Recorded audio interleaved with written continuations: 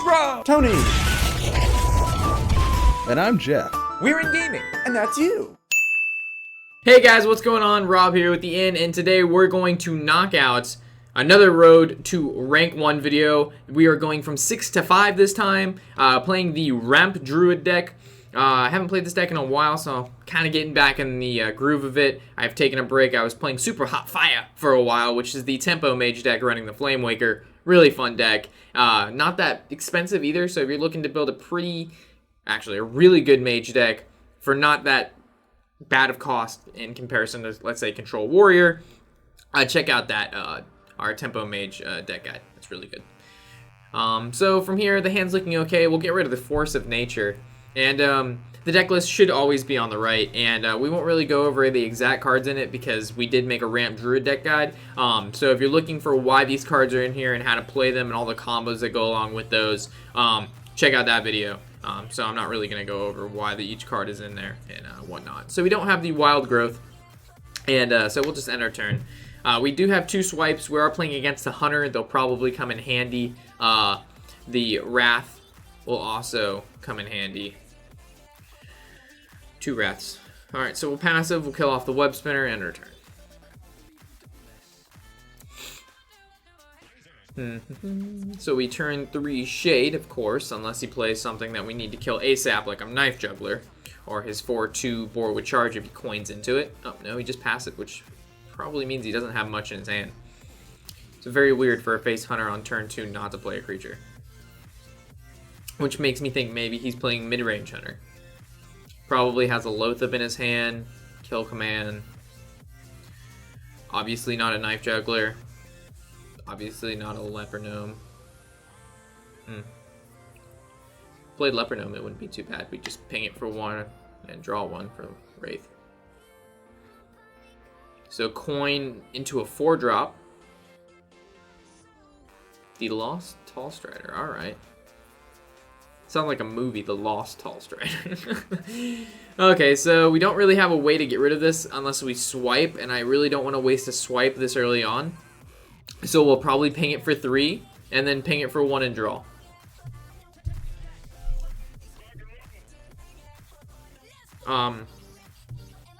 The Wraths are important, don't get me wrong. Wasting 2 cards on his 1, normally I'd never do, but we draw to the second one.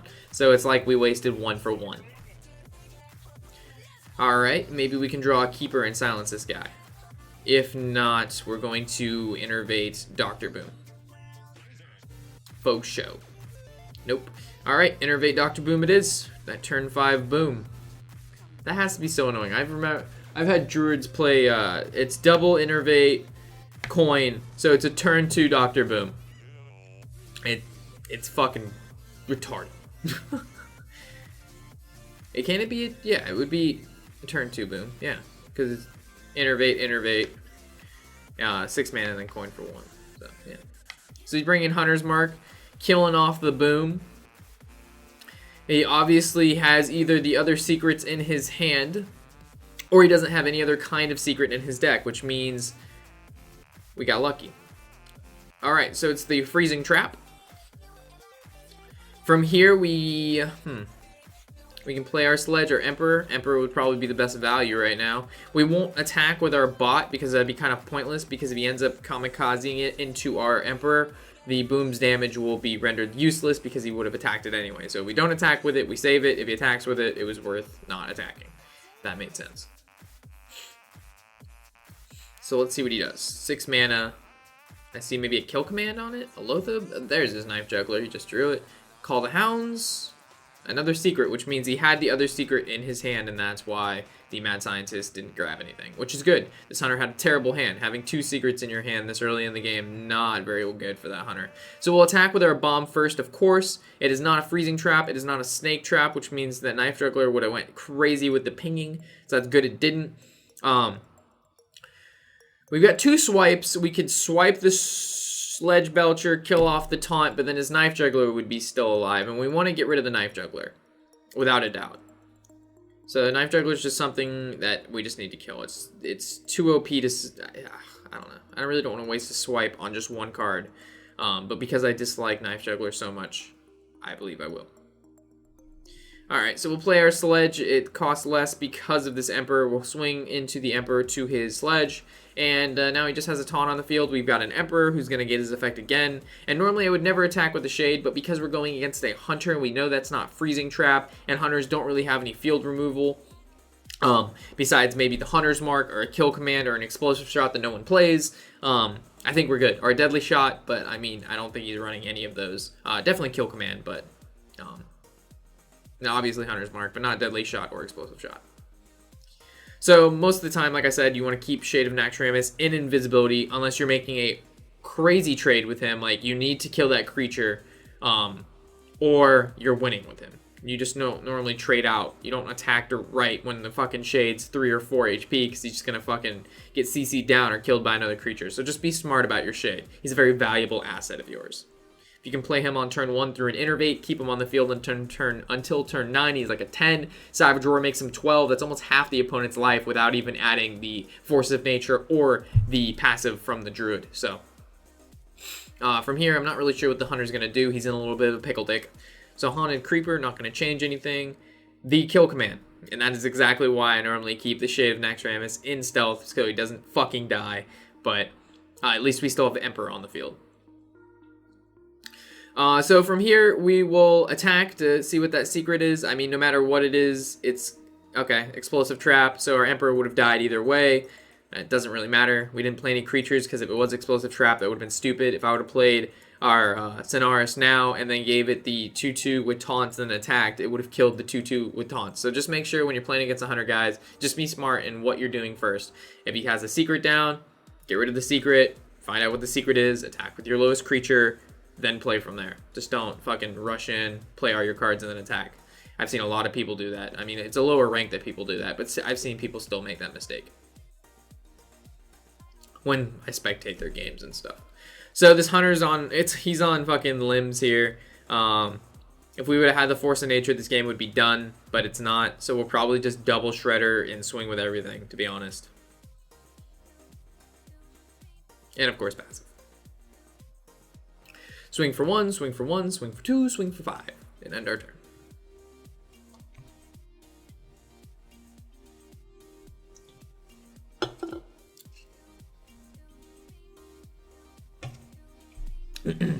So, what has this Hunter got? I don't think he has anything. He's going to have to make it through both taunts, 20 health, and not die next turn in order to win. So he gets the 4-2, he gets the Huffer. He's going to kill off the 2. He's, of course, going to kill off the 1-1. And I don't know what he's going to do with the 4. Maybe swing directly? Yeah, he's going to go for face. That's all he can do. Face, face, face is the place, place, place. See, even with defenses, he still knocked me down to 13 health. So we'll swing for 1. Because he has a trap. It's going to get returned to my hand. Obviously, I wouldn't have attacked with my bigger creature. And we're going to swing for game here, with our last Shredder being the final damage. Okay, cool. So we got our first game down. Hopefully we can, I believe if we win 2 more, that'll put us on that win streak. Yeah, because we win 1 more, it's 1 more star, and then 2 into it. Yeah, so we're doing all right here. So hopefully we can go up against a decent class. I mean, I hate Grim Patron. I don't hate it. It's just really, in my opinion, it's a hard deck to play, don't get me wrong, but it's just a really cheap deck. Like, you don't have to be really good with it to do really well with it. For example, you could just kind of face roll the cards. Sorry, I'm kind of messing with this pen thing here. You can kind of just like play the cards, and they have so much synergy in the deck that it doesn't, I don't want to say it doesn't matter, but you can kind of just fucking roll your face against the keyboard and you'll do something.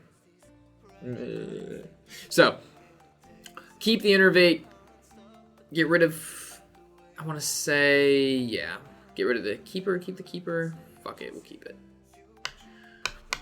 Alright, so we got a decent hand. Innervate, Wild Growth, the Wrath, or the Wraith, Wrath.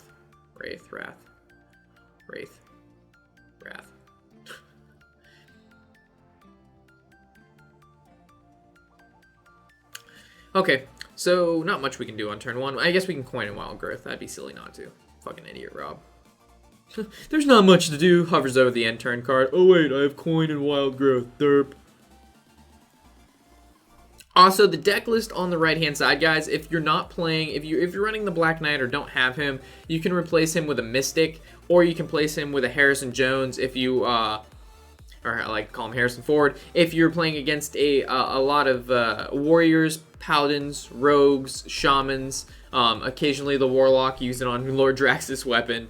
From here, we're just going to probably kill off one of his worms with our Wrath. In our turn. So like I was saying, yeah, you can get rid of the Black Knight if you want to with a Mystic. Really helps against secrets, as last game. The Hunter had a ton of secrets. Playing a Mage now, the Mage is probably going to play some secrets. Paladins occasionally play some secrets. So, I mean, the Mystic only works against specific decks, but when you play against those decks and you have a Mystic, it, like, increases your chances of winning by a lot. So we're going to go ahead and silence this worm. There's no point to deal 2 damage to it because then that just keeps it alive. It's going to still be a 2-1, and then he could end up casting a spell and killing off my creature when normally we could just render it useless. So, yeah. And then also, a lot of people run 2 Ezra Drakes in this deck. For the most part, I found, I don't know, it's just because of swipe, and it helps with the draw because there isn't a ton of draw besides the lore in this deck. And, but for the most part, I only run 1. So we're going to draw 2 here. First, I just love the lore so much. It's probably one of my favorite epics, if not the, like, wow. It is one of my favorite epics, if not the favorite epic. Thank you. The ability to pick between draw 2 cards or heal 5 has helped in, I don't know, numbers of occasions. Numbers of occasions. I can't even talk today. Numerous occasions. Okay. So we're going to play Emperor, we're going to swing for 5, and we're going to end our turn, and we're going to stop talking because I can't speak correctly. And this guy's name is very entertaining. Zap Rodowser. Roder. Zap Rose Dower. Okay, cool name.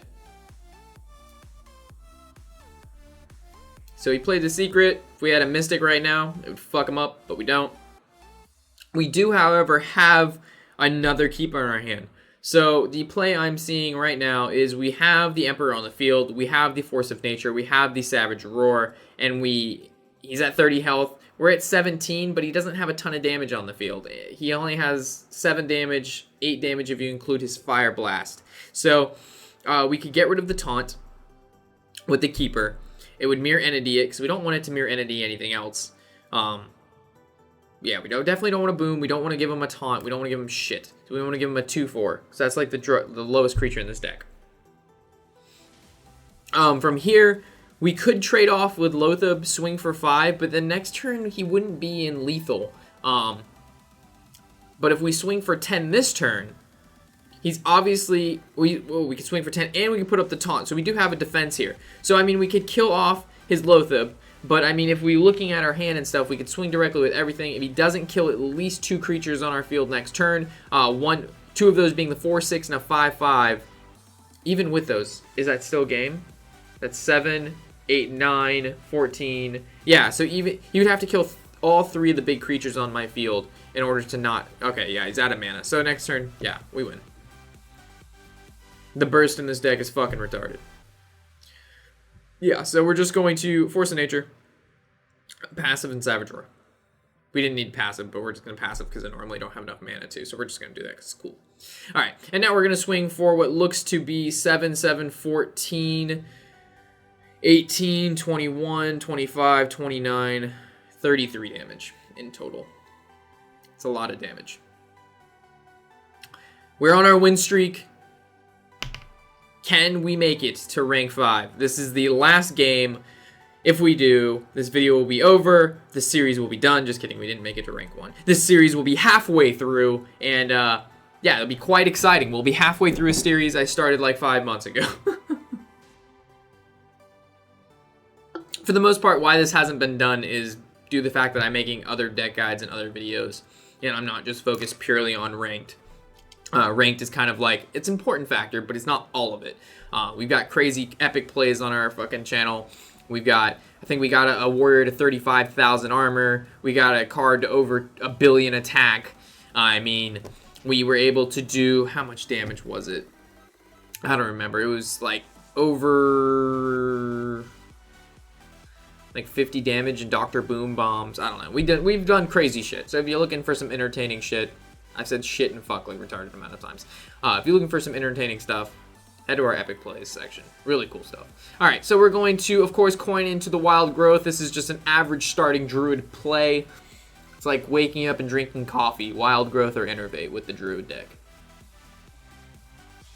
Okay, so we've got the Shade of Naxxramas. Obviously, it's our 3-drop. If he plays anything huge or annoying, we've got the swipe. But for the most part, we're probably going to hold on to that and play the druid. Oh, wait, look, we have another keeper if he plays anything that serves to be silenced or take 2 damage to the face. I love when a warlock will play, or it doesn't matter if it's a warlock or not, but if another class plays a knife juggler, it's such a great feeling when you keeper for 2 damage their knife juggler. It's just great. So he played the Flame Waker. So we know what deck he's playing, which is half the battle. We're definitely, we could swipe it, which will probably be the best bet, or we could silence it.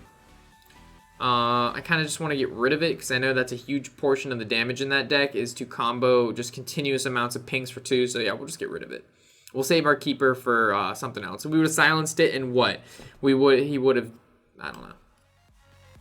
I just don't feel like the silence was the best play there. Plus, we know he's a mage. He's going to be playing Mirror Entity. So we kind of want to save our keepers for Mirror Entity. Right now, it's kind of a struggle because we know it's going to copy, or for the most part, we're 80% sure that's going to copy whatever card we play, and we don't want to give him a Sledge Belcher, that's for sure. We don't want to give him our Druid, which is a good 4-6 taunt. I know that for sure. And we don't want a Keeper to just deal 2 damage to nothing. I mean, that's not valuable. So I mean, we know what deck he's playing, Flame Waker Mage. So hopefully he'll play a card next turn that'll either get close to death with the 2 damage, or we can silence it and it'll make a big enough difference in the card that we'll get the value from the keeper, even if he's going to copy it. So, yeah, so we're kind of basing it off of luck. I don't like basing things off just pure luck, but whatever. So we're going to swing for a passive for 1. I mean, obviously that's just something. And hopefully he plays something small, like maybe a Mad Scientist, a Mana Worm. What else is played in that deck? Oh shit, a Mad Scientist. That's fucking perfect. So we're gonna obviously keeper that next turn. He's gonna copy our keeper. We'll have 2 mana left over, and we'll probably just passive and swing for 1. It sounds like just about all we can do here. So like I said, yep, definitely Mirror Entity. I mean, sometimes you'll see the, in my Tempo Mage deck, I run 1 counter spell, which really throws people off. So they'll play against the Mirror Entity. Like I just did, I held off a creature, when if that was a counter spell, which I would have, again, we guessed, we would have just got slapped in the face, because that was a pretty, I mean, a 5-drop creature is not something you just want to miss out on. Just think, oh, turn 5, let's skip it. No, turn 5, shit, let's play a Sledge Belcher. Let's play something decent. 1 turn till Sylvanas. So what's this mage going to do? He does have a decent amount of cards in his hand, but so do we. So, I mean, he hasn't done a ton of damage to us, and he hasn't built a lot of tempo. His field isn't full, which we've controlled it quite well so far. So, I mean, this game is looking, it's decent.